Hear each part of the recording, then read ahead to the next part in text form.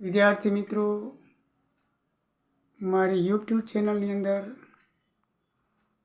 આપનું હાર્દિક સ્વાગત છે.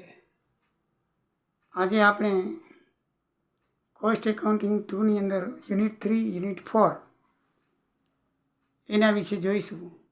આમ તો મિત્રો યુનિટ 3માં કરના હિસાબો અને જોબ બેચ પદ્ધતિ સમાવવામાં આવેલ છે અને યુનિટ 4ની અંદર બિનસંકલિત હિસાબો છે. બરાબર છે, પણ ચેપ્ટર તરીકે યુનિટ 3 અને યુનિટ 4 લખેલું છે. પાછું અનુક્રમિકામાં 4 દેવાના છે, પણ અંદર ચેપ્ટર 5 છે. એટલે મેં ચેપ્ટર વાઇઝ લીધા છે યુનિટ, અને ઓને 5મું યુનિટ ગણી બિનસંકલિતના હિસાબો એ હું ચલાવું છું. એ પૂરું થાય એટલે એને હું મોસ્ટ એમપી પ્રકરણને અંતે આપી દઈશ. એટલે આને યુનિટ 3 અને યુનિટ 4 તમારે માનવાનું છે.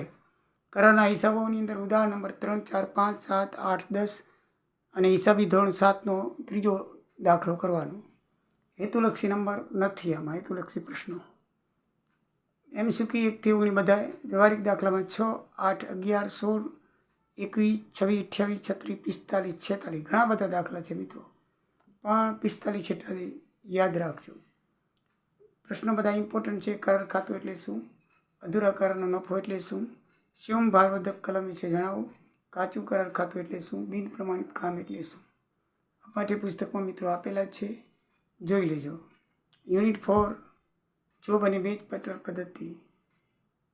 ઉદાહરણ નંબર 1, 2, 3, 4, 5, 7 હેતુલક્ષી નથી. એના MCQ પણ 1 થી 19 છે બધા જ. વ્યવહારિક દાખલા નંબર 1, 2, 3, 6, 13, 22 ને 23. આની અંદર પણ જોબ પડતર પદ્ધતિ અને બેચ પડતર પદ્ધતિ વિશે ટૂંકનું પૂછાય છે, અને એના ફાયદા ગેરફાયદા પૂછાય છે. ત્રીજો, જોબ પડતર પદ્ધતિના ફાયદા. બેચ પડતર પદ્ધતિના ફાયદા.